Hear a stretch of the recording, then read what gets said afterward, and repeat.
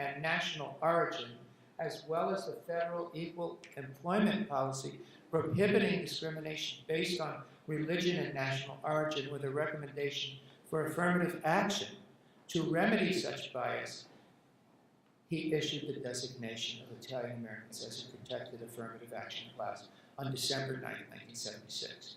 However, in my case, as well as in the case of Professor John Morella, very ironically, as soon as we had won our union grievance at the American Arbitration Association, we were retrenched by CUNY. 1 week after we won that arbitration, talk about retaliation. It seemed to us that CUNY was retaliating, and I thought it was, and we did. Thus, we were on the unemployment line. At the time, Chancellor Gibby announced affirmative action for Italian Americans. How ironic is that? Here we are fighting for affirmative action, and now we're on the unemployment line. Wow. I just found that so incredible. After 6 months, oh, by the way, 35% of the rest of our Italian American colleagues at BMCC did not get their jobs back. So you had, there were 7 of us out of 19 who were retrenched in a school that had hundreds of faculty, 7 out of 19. After 6 months during which we sought political and legal assistance, and I have to honor Senator Gazzara, Congressman Biaggi, and Percy Sutton helped us a lot. By the way, the great African-American leader in New York who passed away several years ago, helped us. We were reinstated because it was proven legally that the retrenchment was illegal in our particular situation, since CUNY had blithely violated its own retrenchment guidelines in its eagerness to eliminate our positions and thus get rid of 2 troublesome people. And ironically, even more ironically, I had just received my Ph.D. and therefore was the only former instructor in CUNY who had not automatically been promoted to assistant professor upon graduating. When I did return to work, I was greeted by negative remarks, including, quote, "Why are you back? No one wants you here," unquote. My response was, quote, "I want to be here, and that's all that counts," unquote.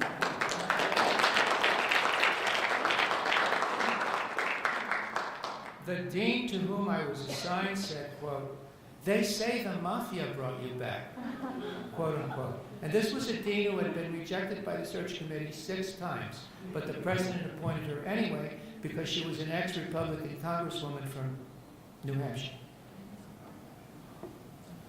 Probably a Rockefeller person. I like Nelson Rockefeller, but he was helpful too, by the way. He wrote a 2-page letter on our behalf, because I met him. I managed to meet Nelson Rockefeller, incredibly enough, with Anita Gutierrez. I'll never forget that.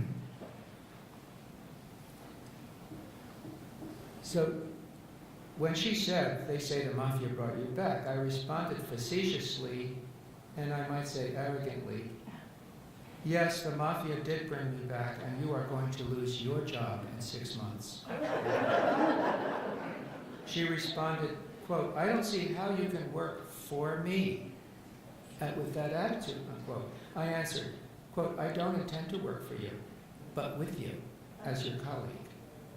Little did I know at that point that she would lose her job in 6 months.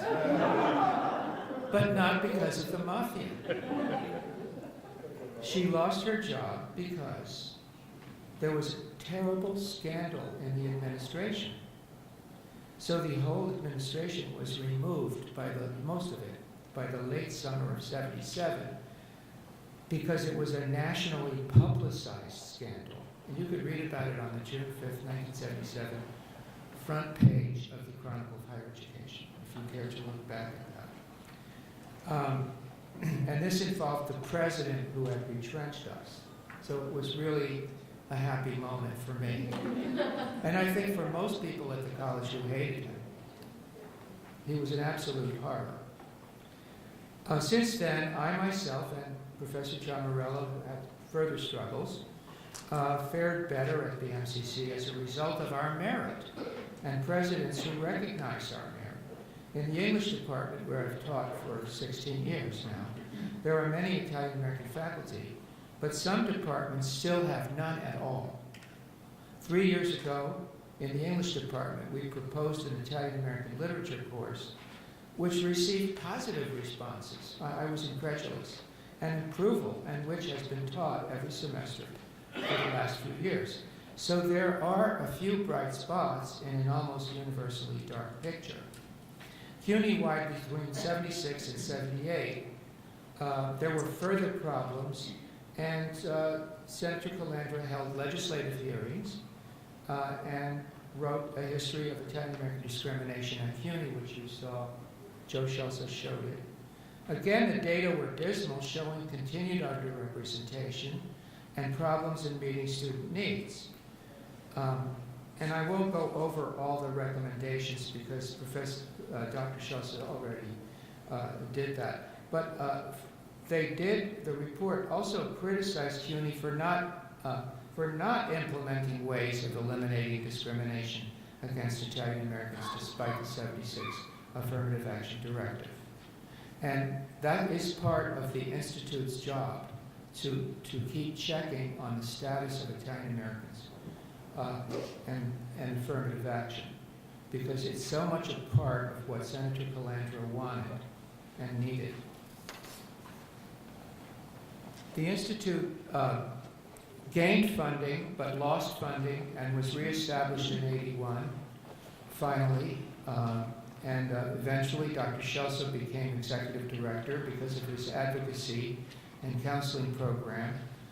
I think also Anita, one of you was the director as well. Yes, Anita was the director prior to that. And Maria Fosco worked diligently with Dr. Schulze, and she's here today too, as the Resource and Community Projects Coordinator for the Institute. Her assistance and her boosting my morale was invaluable when I was working on my fellowship report. By the way, I think the fellowship report is not on the website for some reason. I don't know why. I find it suspect, though. The Institute became a successful center for outreach to students with counseling, cultural programs, efforts to implement study abroad and counseling. The research component was directed by Dr. Vincenzo Miglione, who also assisted me mightily with his research in developing my report. In 1986, Chancellor Murphy, to the day, December 9, 1986, of 10 years later, reaffirmed Chancellor Gibby's designation of Italian Americans as an affirmative action group. However, studies done by Gambino, John Grasso, Miglione, and the Committee on Urban Public Higher Ed report to the state legislature, with Judge Dominic Massaro was heavily involved with that, showed continued underrepresentation. Now this is now close to 1990. Now we're talking about, what, 14 years after we were first designated. We still had problems with compliance with affirmative action. And the committee considered that there was still continued discrimination. Meanwhile, in 1990, July 27th, a class action labor complaint was filed, and one of the complainants, as you heard before, was Dr. Schulze. And there was a claim that directors at other similar CUNY institutes were given titles which were more academically professional or higher than his. CUNY's reaction to this labor complaint was retaliatory, in my opinion, seemed to resist the continued Italian-American problems. Indeed, they decided to restructure the Institute, dividing it into numerous locations, not just the College of Staten Island, and thus, in effect, weakening its impact. Political and community leaders objected to this plan, including, now listen to the people who objected to CUNY's plan: Matilda Cuomo, also the director of the New York District Office of the U.S. Department of Labor, many state senators, members of the state assembly, 12 members of Congress, and Senator D'Amato. However, CUNY continued on its course to dismantle, very unwisely, the Institute in the late summer of '92. But on September 9th, Dr. Schelse obtained a restraining order from Judge Constance Baker Motley through the legal assistance of Phil Foley. She's always been my big hero, Constance Baker Motley. Judge Motley, and also with the assistance of Phil Foley, who was here before, the counsel to the Italian American Legal Defense and Higher Ed Fund. Judge Motley had been an NAACP lawyer who helped Thurgood Marshall develop the arguments used to convince the Supreme Court to end segregation in the Brown versus the Board of Education of Topeka case in 1954, since segregated school systems violated equal protection under the law, according to the 14th Amendment. Judge Motley's expertise in legal matters dealing with discrimination is indisputable. She certainly knew discrimination when she saw it. Judge Motley's words are direct and clear. When defendants in a civil rights case, this is Judge Motley, such as this, can provide no reasons for the underrepresentation of a protected class within the workforce, the inference is that the only rational way to explain the disparity is discrimination. When in addition there has been an affirmative statement on the part of the defendant as to an intent to increase such representation through affirmative action of one kind or another, such a failure to explain the employment disparity is even more suspect. Defendants never sought to explain this disparity in CUNY employment and that of other area colleges and universities. Notice she's broadening the horizon here. She's saying other universities and colleges, which leads this court to conclude that not only have plaintiffs shown sufficiently serious questions going to the merits so as to make them a fair ground for litigation, but they also have demonstrated a likelihood of success on the merits.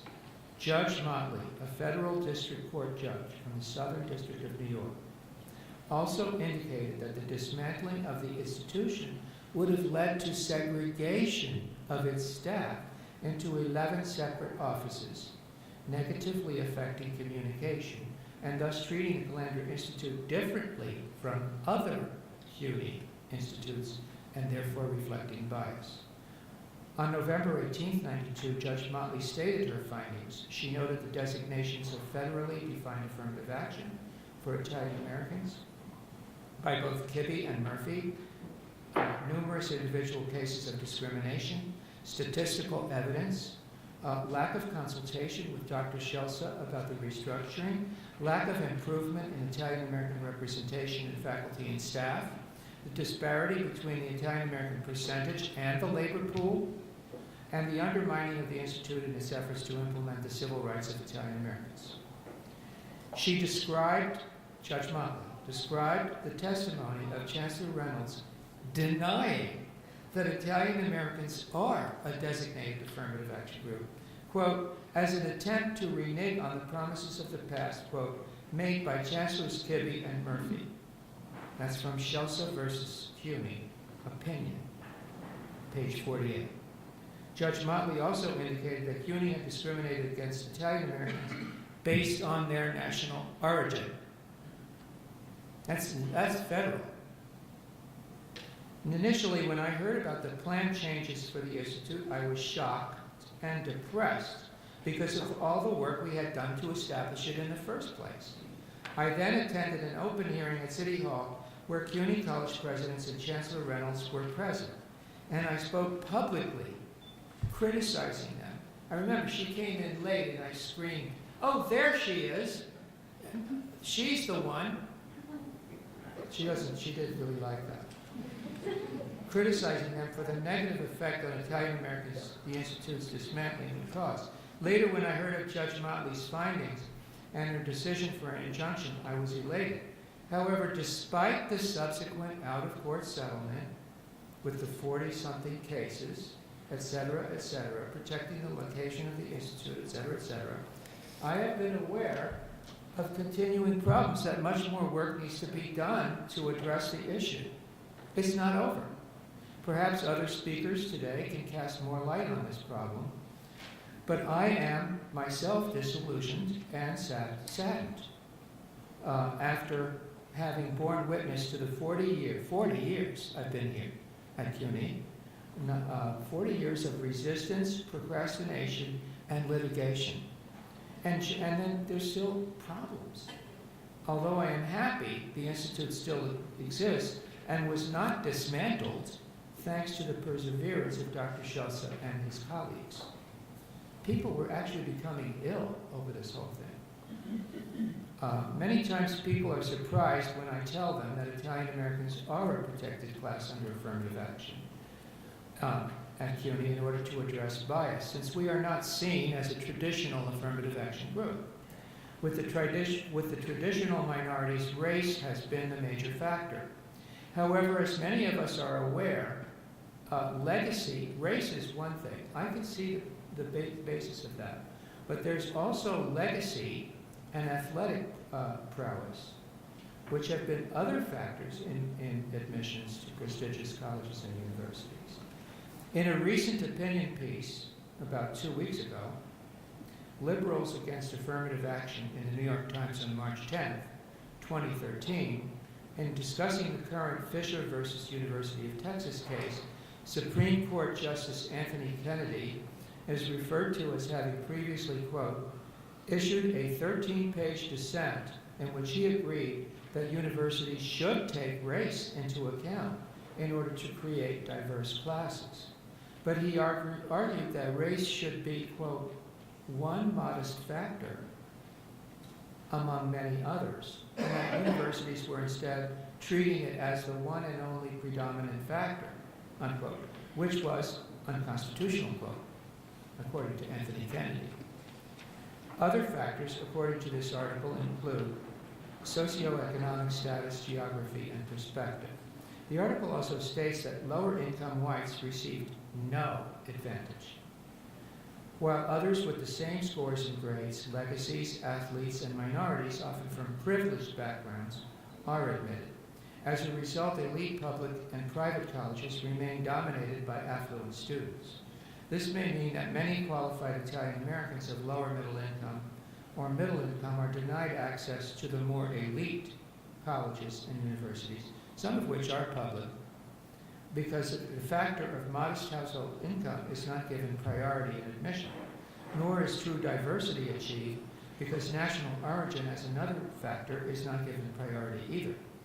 Therefore, affirmative action for Italian Americans is mostly neglected and viewed as an unconventional, even iconoclastic concept, even in a city and state like New York, with a large population of Italian Americans, the largest in the country. In an attempt to explain the situation, I turned to Social Theory and Social Structure by Merton, a much-respected sociological study of bureaucracy, who stated that bureaucracies can develop, quote, inadequate skills which have been successfully applied in the past, unquote, which, quote, may result in inappropriate responses under changed conditions, unquote. Now, the changed condition would be the putting in affirmative action for Italian Americans. Also, Merton stated that discipline within a bureaucracy can result in the displacement of goals. The goal would be diversity, right? Because such discipline encourages conformity to the rules, which undermines, quote, the achievements of the purpose of the organization. Could the unusual yet legal designation of affirmative action for Italian Americans have been so unconventional and difficult for conforming, obedient bureaucrats to accept, even by those bureaucrats who are Italian American, because there are some, that they violated the very concept of diversity, thus displacing an institutional goal of true diversity in their support of more conventionally and institutionally accepted protected groups? If so, further litigation and further research should be implemented within CUNY and beyond CUNY to measure the extent of the problem of discrimination on the basis of national origin. One dean once lamented to me in expressing her envy and annoyance that we had achieved affirmative action. She said, quote, "What about the Irish?" unquote. I responded, the Irish are probably underrepresented too. You will have to work on it as hard as we did, if you want it, and take some dangerous risks, because we did, and we paid heavily for it. Baldridge's power and conflict in the university may offer another intriguing explanation of our problem, resistance to affirmative action for us. In his study of NYU, he notes the struggle of different groups to force the university to implement policy decisions which would reflect their special interests, which I think Dr. Desimone was really referring to also. This is based on conflict theory, community power theory, and interest group theory, which are often made evident in a university setting. Competition between and among groups can be seen as whichever group has the most political power becoming the determinant of policy. In other words, the winner. Is that the case at CUNY? Are Italian Americans therefore the losers? Merton's bureaucratic model might have difficulty in being flexible enough to have success in handling interest group competition. I think that's true. Is that the case for the plight of Italian Americans at CUNY and elsewhere? It might be. Despite the fact that most role occupants in the CUNY bureaucracy and in higher education in general conform to the goal of diversity and affirmative action. Perhaps if Italian Americans were energized politically, as Mr. Foglia said, they would become more prominent like other groups. Are Italian Americans now too complacent or embarrassed to fight for their civil rights? Is CUNY too afraid of the bad publicity to implement affirmative action? I mean, to really implement it for Italian Americans simply because it is not politically correct to do so? Even though a large percentage of our politicians, ironically, statewide, are Italian American, including our governor. There is a need to have more legislative hearings to raise the consciousness of our elected officials. Research should be done to answer these uncomfortable questions. That such discrimination and litigation have occurred at such a large urban university as CUNY, in the case of Italian Americans